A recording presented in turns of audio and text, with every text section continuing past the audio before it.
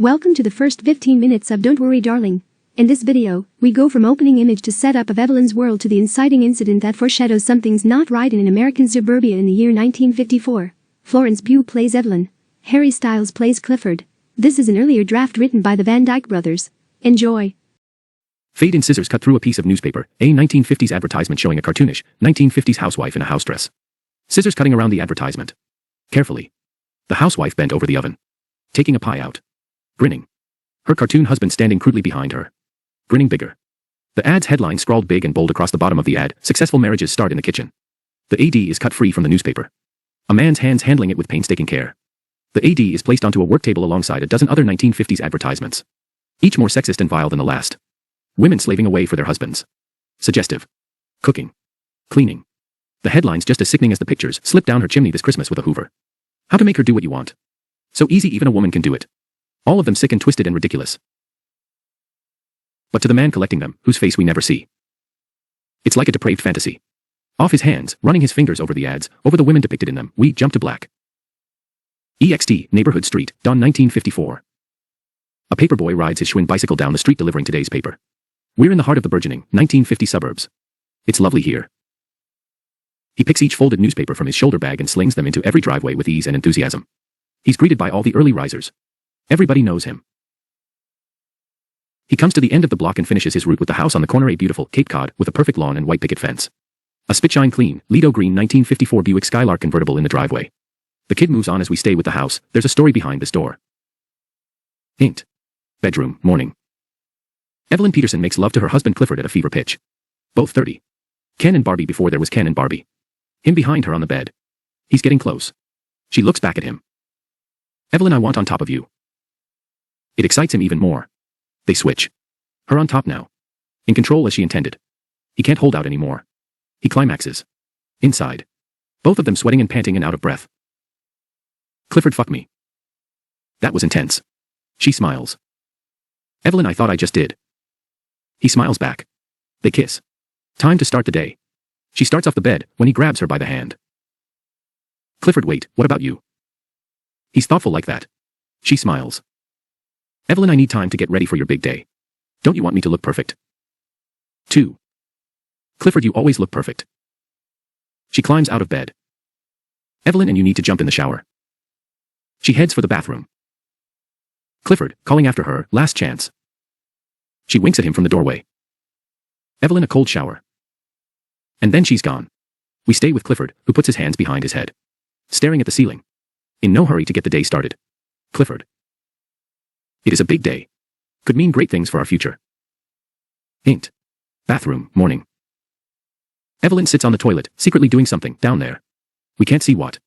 Until we see the bottle of Lysol on the vanity next to her. Brand disinfectant for complete feminine hygiene, scrawled on the label. We push in on it, closer and closer until we can read the fine print. May prevent pregnancy, written at the bottom. She finishes applying it, screws the cap back onto the bottle and rises from the toilet. A noise from next door makes her turn to the window. Her POV, of the house next door. Through the window, we see Evelyn's neighbor Betsy serving breakfast to her husband Joe and 2 young boys. One of the boys reaches for a cereal box and spills the milk. Joe scolds him. Betsy to the rescue in a flash, the peacemaker, wiping the milk off the table and floor. She kisses the boy on the head. Evelyn watching with a look of shame, guilt, trepidation, as she continues to stare. Clifford knocks on the door, startling Evelyn. 3. Clifford, OS, will you be much longer, darling? Shit. She quickly fetches the bottle of Lysol off the vanity, Evelyn just a SEC. And hides it under the sink. She quickly composes herself, then she opens the door for Clifford with a smile. Evelyn, Count D, shower's all yours. Hint. Kitchen, morning. Clifford sits at the kitchen table in his pressed white shirt and black tie. Perusing the newspaper. Evelyn, in a fancy dress and wearing an apron, stands at the stove cooking Clifford's breakfast. Evelyn, I had the strangest dream. Clifford barely looking up from the paper. Clifford, HMM. That right. She piles his plate high with bacon and eggs sunny side up. Evelyn, I was back in nursing school, only I wasn't a nurse. I was, operating on somebody. She brings him his breakfast. Clifford, still reading, oh. Evelyn stops to think. Evelyn, it was my dad. But he was still healthy. She's lost in thought as Clifford lowers the paper and casts a glare at his breakfast. 4. Clifford, darling. She snaps out of it, looks at him. Evelyn, what is it? He half smiles. Clifford, I don't like runny eggs. Brain fart. She stares at the eggs. Puzzled. Evelyn, right, of course you don't. Clifford can't stand them actually. Be a prick about it. Evelyn, sorry about that. Clifford waves his cup in front of her. Clifford, teasing, you need some coffee. A flash of anger in her eyes. She takes the plate and dumps it in the sink. Evelyn, biting her lip, I don't know what I was thinking. He gets up from the table and approaches her. Clifford, well, apparently you're still in dreamland. Evelyn. Passive-aggressive, go sit and I'll whip up some scrambled. He wraps his arms around her waist. 5. Clifford, honey, please. It's quite all right. She opens the carton and fumbles for new eggs. Evelyn, they'll be done in a jiffy. Clifford, hey. He gently moves the carton away and twirls her around to face him. Clifford, can't D, why are you getting so upset? Evelyn, I'm not. He tilts his head. Smiling. Clifford, you can't lie to me. I always know if you're lying. Okay, maybe she is upset. On his big day too. She deflates a little. Evelyn, I'm sorry. I know how important today is for you. He smiles. Clifford, for us. He kisses her. Clifford, can't D, my little dreamer. She smiles. Why does he have to be so damn charming? And we are. EXT/int. Buick Skylark, day with Clifford and Evelyn, cruising the neighborhood with the top down. Chuck Berry on the radio. 6. Clifford, in his element behind the wheel, waves to the locals as he passes the man tuning his Chevy, the kids playing in the sprinklers, the woman hosing her lawn, they all know him. Mayor, VO, less than 7 years ago, the founders of this beautiful community dreamt of a new way of life. And we are. EXT, groundbreaking ceremony, day. Where Clifford stands alongside the mayor and half a dozen other city officials in front of a large crowd for the start of a new construction project. The mayor continues at the mic. Mayor, a simple way of life. A place built on American family values, where husbands could go to work knowing that their wives and children were living in a safe neighborhood. Away from the cities and the crime. Evelyn watching from the crowd. She makes eye contact with Clifford, who winks at her. Mayor, can't D, today, thanks in large part to the men standing beside me, including investors like IBM's own Mr. Clifford Peterson, that dream has not only come true, but continues to expand here today as we celebrate the start of construction on 150 new family homes. The crowd erupts in applause. As does Evelyn. Smiling proudly at her husband. EXT, backyard barbecue, day. A rowdy celebration barbecue at Betsy and Joe's. The whole neighborhood's here. Betsy and her girlfriends. Joe and his guy friends. Kids swimming in the pool. Everyone laughing and drinking and listening to music. 7. Clifford and Evelyn come in through the back gate and are instantly greeted with a wave of cheers. Everyone jumping for a chance to shake Clifford's hand. Joe approaches Clifford with a beer in each hand. Joe, there he is, man of the hour. And Bear hugs him right off his feet, nearly knocking Evelyn off hers. Betsy, approaching, for Pete's sake, Joe, would you watch what you're doing? To Evelyn, 12 o'clock and he's already double fisting. Joe, hey, I plan ahead. He smacks Betsy on the butt. Evelyn laughs. She holds out a heaping platter to Betsy. Evelyn, ambrosia salad. I don't know if it's any good but. Clifford, don't listen to her, it's delicious. Betsy. I'm sure it's to die for. Come on, honey. Pulling her away, Joe, be a good host and get Clifford a drink. Evelyn looks back to Clifford as she's dragged away. He blows her a kiss. She smiles at him. Goddamned, he's a tall glass of water. Later. Clifford and Joe and the other men shoot the shit around the barbecue, cooking burgers and drinking beers. Betsy, carrying a fresh pitcher of margaritas, comes out of the house to find her 2 boys, Tommy and Jack, roughhousing in the pool. 8. Tommy, mom, Jack keeps holding me under. Jack, I do not. Betsy, I don't care who's holding who under, knock it off or you're both out of the pool. She continues on to Evelyn, sitting in the shade. Betsy, can't D, the boys, I swear to God I'm gonna bottle the both of M and sell M as birth control. Evelyn laughs, holds out her margarita glass for a refill. Evelyn, they're getting so big. Betsy fills her glass. Betsy, you're telling me. Goes by so fast.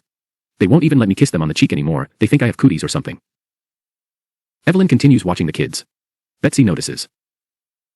Betsy, can't D, speaking of which. Time to pry, I heard you and Clifford are trying.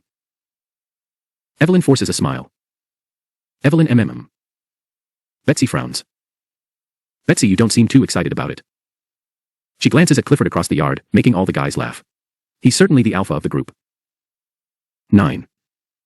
Evelyn, no, I am, it's just, a lot to think about I guess. A lot to think about. Betsy, honey, if I was married to your husband, I'd be spitting them out like a damn Pez dispenser. Evelyn shakes her head. She's used to Betsy's humor after the woman's had a few. Evelyn, I don't know. Betsy smiles. Bestie, trust me, I wasn't sure at first either. Looks over at her kids, now I wouldn't trade M for the world. Evelyn smiles. Watches the kids some more. Something gnawing at her on the inside. Clifford. Excuse me everyone. Could I have your attention for a second? Everyone quiets down. All eyes on Clifford. Including Evelyn's. Clifford, can't D, I just wanted to say a few quick words. He has his audience now. Clifford, can't D, first of all, I want to thank Joe and Betsy for another successful soiree. You make it look easy. You make it all look easy. Marriage. Kids. He gestures to the cocktail in his hand. Clifford, can't D, margaritas. 10. Everyone laughs. Clifford, can't D, and let's not forget Betsy's garden. A work of art, really. Betsy gushes proudly. Clifford, can't D. But this is what it's all about, isn't it? Family. Friends. Community. That's why today is such an important day for me. But I shouldn't get all the attention. He looks at Evelyn. Clifford, can't D, because the truth is none of this would be possible without my beautiful wife. Evelyn wasn't prepared for this. She's a sudden mixed bag of emotions here. Betsy reads her modesty and giddily throws her arm around her. Clifford, can't D, fellas, I don't know about you, but I'm nothing without the woman on my arm. And this one. She's all heart. I remember on our first date she told me she had dreams of saving the world.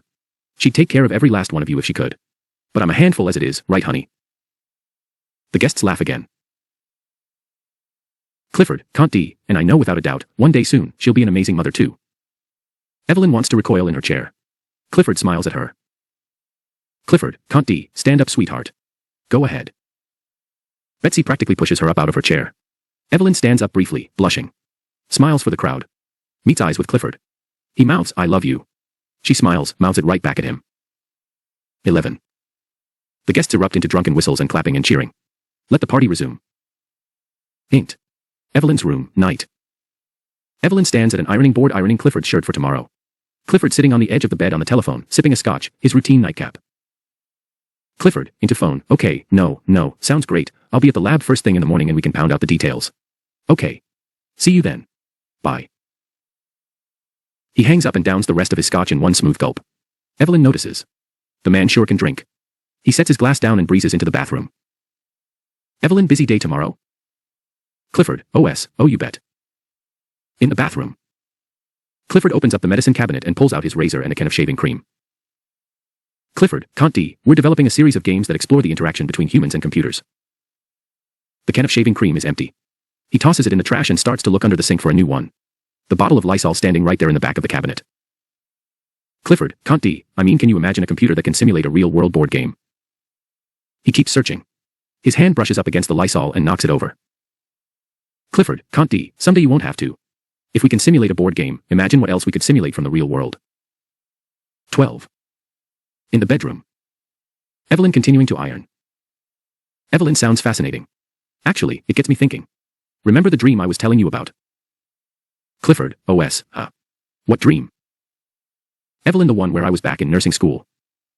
Clifford, chuckles, oh right, and operating on your father. Sure. What about it? How to broach the idea? Evelyn, maybe it meant something. Maybe it means I should think about. Clifford, what's this? She turns to him. He's standing in the doorway of the bathroom holding the Lysol bottle. Evelyn, busted, nothing. Soap. She starts past him when he grabs her by the arm. Hard. Clifford, I've seen the ads for this in the paper. Evelyn, let me go. Clifford, women use it as a contraceptive. Evelyn, I said let me go. And when he doesn't, Evelyn jerks it away herself. Glaring back at him. 13. Clifford, you're trying not to get pregnant. She's cornered here. An icy beat. Clifford, can't D, I thought we were trying to start a family. Yeah. About that. Evelyn, maybe I'm not ready. Clifford's fury on the rise. Clifford, since when? Evelyn, since, now, I don't know. Finally venting, all I do around here is cook and clean and tag along with you to your events and your barbecues, it's enough to drive someone insane. I don't know, maybe. Dare she go further? Maybe I want to go to medical school after all. There. She said it. He tries to keep his cool. Clifford, we agreed when we got married that you were gonna stay home and take care of the kids and I would work. That was the deal. We went over this a million times. She's on thin ice here. Bite her lip. Or. Evelyn, you went over it. You hardly ever listen to a word I say. His face tightens. Clifford, what did you say? She already regrets it. 14. Clifford, can't D, what the fuck did you say? He takes the bottle of Lysol and throws it at her. It misses her by an inch and shatters the mirror behind her. Evelyn screams, ducking. He comes at her.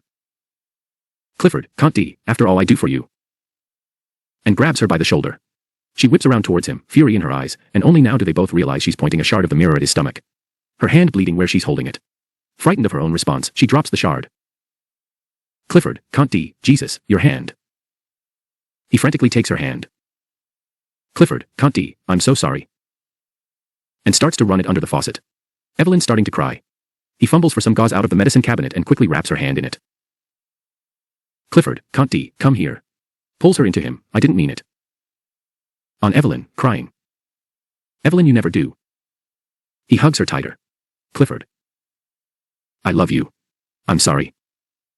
He always is. And off Evelyn, trapped, confused, ashamed. Fade to black. So what do you think about the first 15 minutes of Don't Worry Darling? Post your thoughts in the comment section. Thank you and have a wonderful day.